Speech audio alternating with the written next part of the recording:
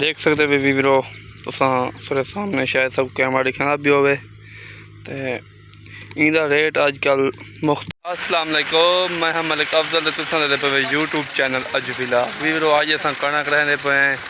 देख सकते हो वीरो ते धुंधी है पई सारे इलाके दे विच सामने कदे बिरा मलिक फ्याज ते आसू जाज ते बिलाल बिरा चाह पींदे पैन ते हुण असां वाला सही कढ़ने पे ते वाला असां बीज ते खाद छिड़ाई के असां थोड़े सामने इन टाइम असां बीज चाई वेंदे हैं। देख सकते वे वीवरो गट्ठू भाड़ा है जी वीवरो। तो दोस्तों ये है DAP देख सकते वे वीवरो तुसा थोड़े सामने शायद सब कैमरा दिखना भी होवे ते इंदा रेट आजकल मुख्तलिफ चलता है 12,000 ही है 12,200 ही है 12,200 घट ही है। लेकिन असा गवर्नमेंट तो दरख्वास्त करने हैं अपील करने हैं कि ये वीवरो इंदा रेट 12,000 रखी खड़े हुए लेकिन साड़ी गंदम हुण काश थी पई है। असा इन ते ठीक 6 महीने मेहनत करनी है जल्द फसल तैयार थी सी वीवरो तुसा उनका रेट ढा दसो तो गवर्नमेंट को असा अपील करने हैं तुस अपील करो अल्लाह तो को खुश रखे। हथ बद के असा वज़ीर आज़म पाकिस्तान वज़ीर आला पंजाब तो अपील करने हैं कि उनका रेट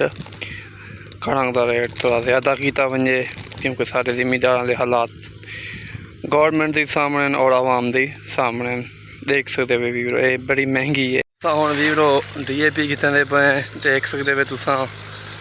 गर्मी है थोड़ी जी पसीना आया खड़ा है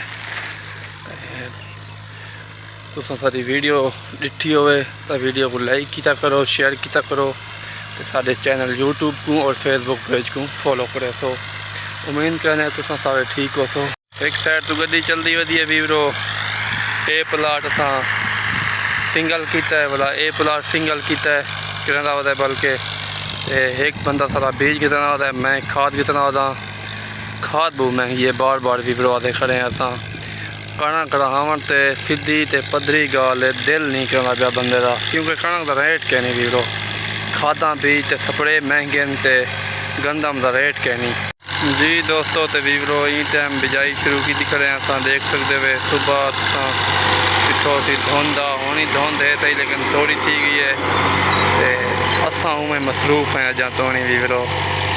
देख सकते हुए सारे चैनल को लाजमी सब्सक्राइब करे सो पेज को फॉलो करे सो वीडियो चंगी लगी हो तो कमेंट लिख रहे सो। वीवरो असा बीज की आखिरी एक किले के पहुँचे खड़े हैं कम से कम 15-20 किलो के बीज सटी खड़े हैं करो भाई जान ट्रैक्टर गहन के आ गए एक बंदा थोड़े पिछू दे थे पे सो वो बीज मुकाई खड़े तो मेरे को बीज है पिया जा तो सारे चैनल को लाजमी सब्सक्राइब करना है।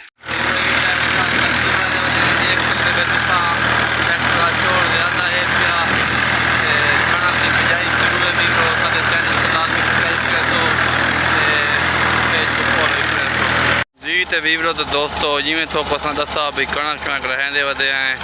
हूँ अस बन्ने छन्ने करते हैं भला बोर चलाई खड़े हैं देख सकते हो धुंध शदीद धुंध सारे इलाके वीडियो डिटी सी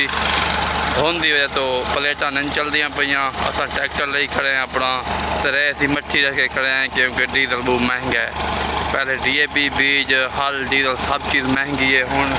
मट्ठे मट्ठे बोर चलाई खड़े हैं तो पानी थोड़े सामने घट पानी है क्योंकि डीजल वीवरो बहुत महंगा है तुम देख सकते हो त्रीजा क्या थीवन वाला है प्लेटा थोड़े सामने वीवरो खड़ियाँ नहीं में वीवरो दू इन दरख्त के पिछू पैनल एक के सामने पैनल नजर आता पे वीवरो असा 60-63 प्लेट बल्कि लाइए वलाई दी कहनी निकला वलाई मोटर नहीं चल रही आखिर असा यो गाल सोचिए क्योंकि कणक को लेट ना किया वजे अगू विकनी किस्मत चे असा हूँ वीवरो बोर चलाई खड़े हैं देख सकते हो सारे चैनल को और पेज को लाजमी सब्सक्राइब करे तो फॉलो करे तो मुहब्बत नजरियाँ करो वीवरो अल्लाह को आबाद शाद रखे जिंदगी थोड़ी दी खैर होवे।